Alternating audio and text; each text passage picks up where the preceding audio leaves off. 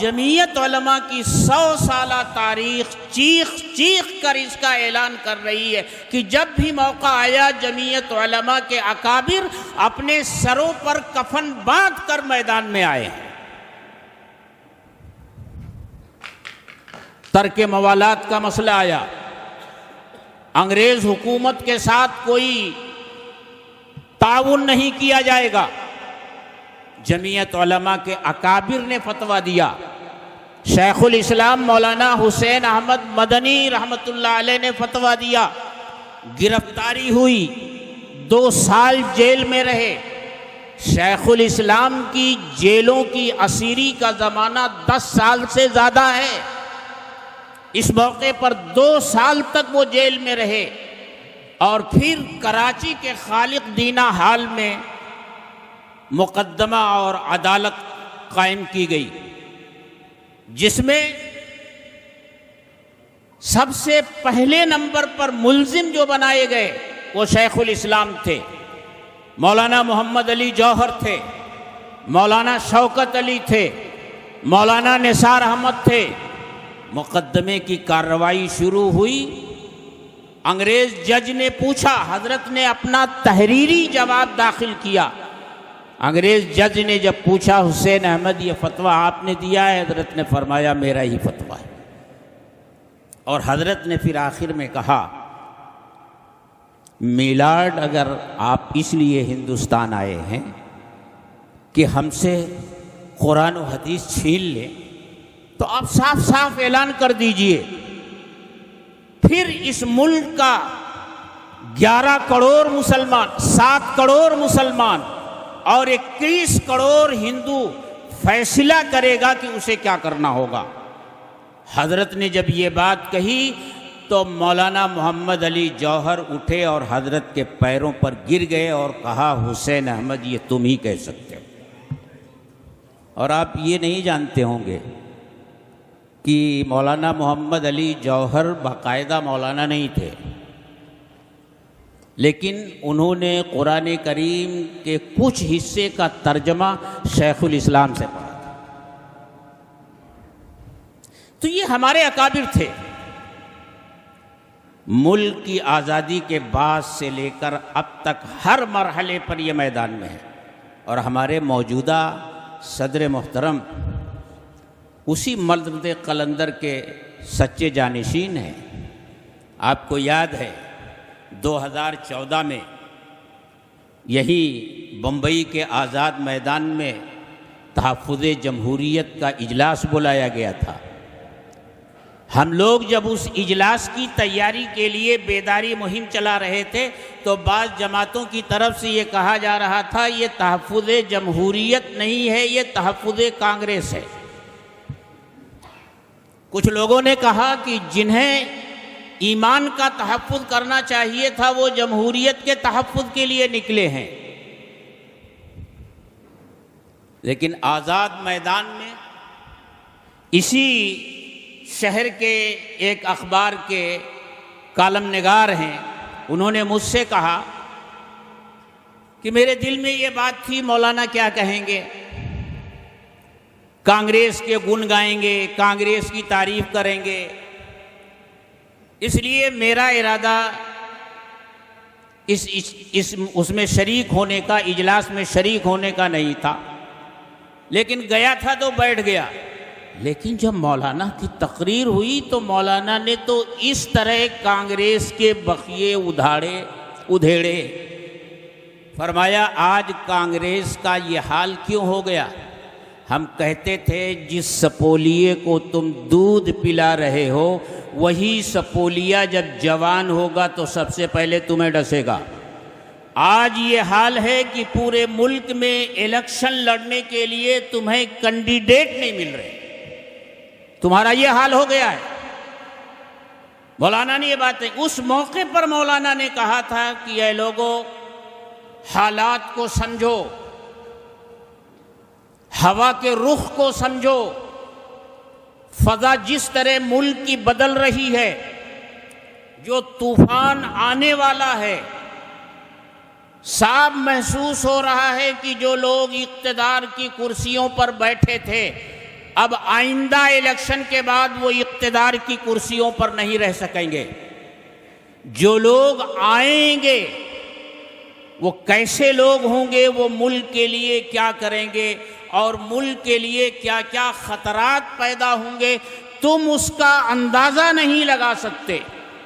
یہ اس وقت کہہ رہے تھے حضرت مولانا سید ارشد مدنی، جن کے بارے میں کہا گیا ہے کہ یہ تو مدرسے کے آدمی ہیں، یہ تو درسگاہ میں بیٹھ کر طلبہ کو پڑھانے والے آدمی ہیں، یہ سیاست کے خم و پیچ کو کیا جانے۔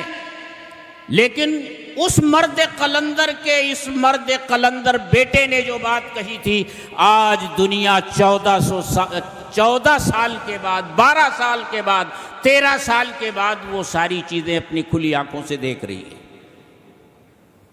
اس لیے میرے دوستو، جمعیت علماء کے قائدین، ان کا اخلاص، ان کا تقوی، ان کی للہیت ہر شک و شبہ سے بالا تر ہے، اور جمعیت علماء کے کام کرنے کا ایک طریقہ ہے، وہ جذباتی ماحول نہیں پیدا کرتی دیگر سیاسی پارٹیوں کی طرح، جس کی وجہ سے لوگ یہ سوچنے لگتے ہیں جمعیت علماء کیا کر رہی ہے، جمعیت علماء نے اب تک کیا کیا۔ میرے دوستو، 1947 میں جس طرح مسلمان بے سہارا ہو گیا تھا، اس ملک سے اس کے قدم اکھڑ گئے تھے۔ اس ملک میں مسلمانوں کے قدم کو اگر کسی نے جمایا ہے تو وہ جمعیت علماء ہے۔ اس ملک میں عزت اور حوصلے کے ساتھ جینے کا اگر جذبہ ہمیں فراہم کیا ہے تو وہ جمعیت علماء ہے۔ مولانا ابوالکلام آزاد کی جامع مسجد کی سیڑھیوں پر وہ پرجوش تقریر وہ کام نہیں کر سکی جو سہارنپور کے کچے گھر میں بیٹھ کر کے حضرت شیخ الاسلام نے چند جملے کہے تھے، اس کا جو اثر ہوا۔ حضرت مولانا عبدالقادر رائے پوری رحمۃ اللہ علیہ، حضرت شیخ الحدیث مولانا زکریا صاحب ہیں، حضرت شیخ الاسلام ہیں۔ مسئلہ یہ پیش نظر ہے کہ کیا کیا جائے، ہندوستان میں رہنے کا فیصلہ کیا جائے یا ہندوستان سے ہجرت کی جائے۔ حضرت مولانا عبدالقادر رائے پوری رحمۃ اللہ علیہ نے فرمایا کہ میرے متعلقین زیادہ تر مغربی پنجاب میں ہیں، وہ مجھے بلا رہے ہیں۔ اتنا کہہ کر وہ خاموش ہو گئے۔ حضرت شیخ الحدیث رحمۃ اللہ علیہ نے فرمایا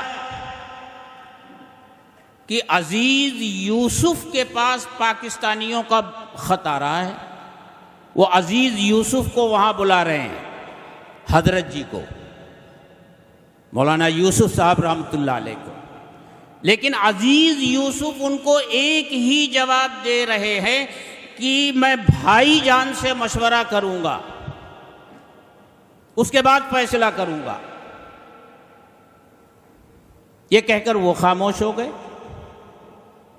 تو کچھ اندیا معلوم ہو رہا تھا، لیکن حضرت شیخ الاسلام نے فرمایا کہ بھائی دیکھو، میرا بھائی بھی مدینے میں رہتا ہے، وہ مجھے مدینہ بلا رہا ہے، لیکن حسین احمد نے تو یہ فیصلہ کیا ہے کہ وہ ہندوستان میں رہے گا، اور جس کے اندر یہ جذبہ ہو مسلمانوں کو اس حالت میں ان کی مدد کرنے کا حوصلہ اور جذبہ ہو، وہ ہندوستان میں رہے، اور جس کے اندر یہ حوصلہ نہیں وہ ہندوستان چھوڑ کر چلا جائے۔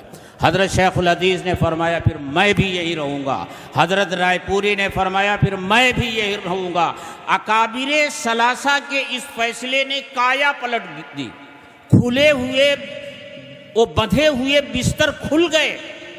سہارنپور کے اسٹیشن کی طرف جو سواریاں ہجرت کے ارادے سے، نقل مکانی کے ارادے سے، ہجرت کا لفظ استعمال کرنا غلط ہے، نقل مکانی کے ارادے سے جا رہی تھی، وہ سب واپس ہو گئیں، اور ایک زبانوں پر ایک ہی بات تھی، ہمارے تینوں بڑے جب یہاں رہیں گے تو ہم بھی یہیں رہیں گے۔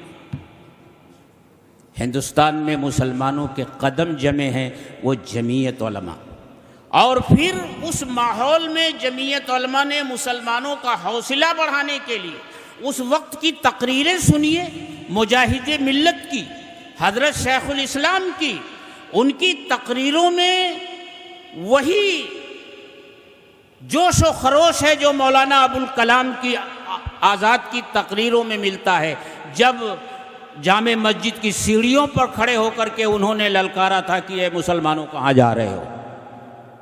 مجاہد ملت کی تقریریں، شیخ الاسلام کی تقریریں۔ اس لیے میرے دوستو، اللہ تعالیٰ نے ہمیں جمعیت علماء کی اس تاریخی اور مذہبی جماعت کے ساتھ جوڑا ہے، اسے ہم کو اپنی سعادت سمجھنی چاہیے اور یہ امید رکھنی چاہیے کہ اللہ کے رسول نے فرمایا ہے المرء مع من احب، آدمی کا حشر قیامت کے دن اسی کے ساتھ ہوگا جس سے اس نے محبت کی تھی۔ ہم سب کے دل میں حضرت شاہ ولی اللہ کی محبت اور عظمت ہے، شاہ عبدالعزیز کے ساتھ ہے، شاہ اسماعیل کے ساتھ ہے، اس پورے سلسلے کے ساتھ ہے۔ ہم اس امید کے ساتھ جڑیں کہ کل قیامت کے دن جب ان حضرات کا قافلہ جا رہا ہوگا تو ہم بھی انشاءاللہ اسی قافلے میں شریک ہوں گے اور شرکت کی سعادت ہمیں ملے گی، صرف 2 روپیہ کا ممبر بننے کی وجہ سے۔ کتنی سستی قیمت ہے۔ اس لیے میرے دوستو، باقی تفصیلات اس کتابچے میں موجود ہیں۔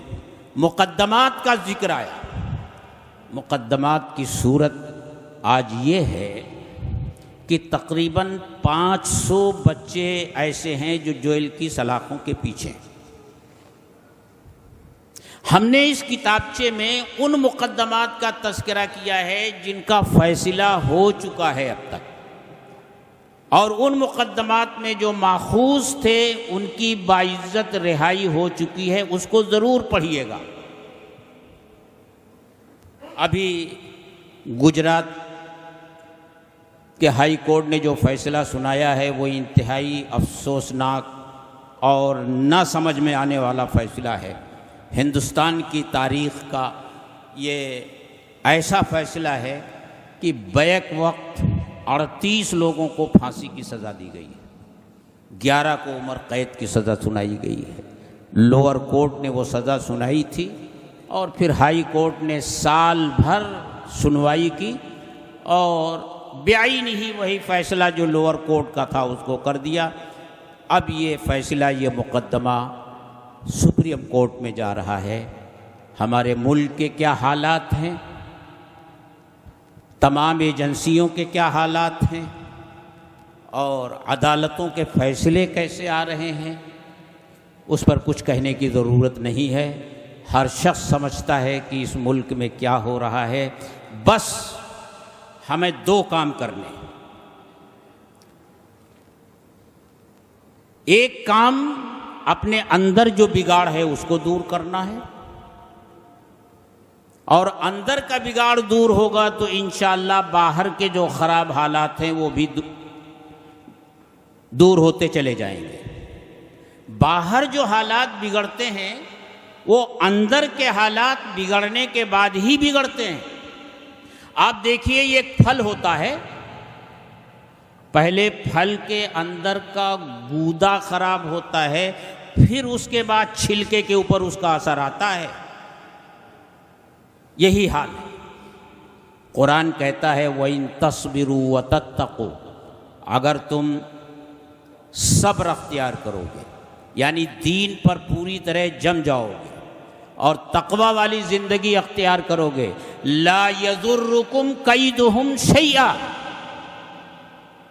ان کی چالیں، ان کے منصوبے، یہ چاہے SIR لائیں، چاہے یہ اور کوئی شکل لے آئیں، NRC لے آئیں، UCC لے آئیں، اگر تمہارے اندر تقوی ہوگا تم دین پر جم جاؤ گے لا یضرکم کیدہم شیئا، اور یہ جو کچھ کر رہے ہیں ایسا نہیں ہے کہ اللہ نہیں دیکھ رہا ہے، سب کچھ اس کی نظر میں ہے، اس کے علم میں ہے۔ ان اللہ بما یعملون محیط، یہ جو کچھ کر رہے ہیں اللہ کے علم میں ہے۔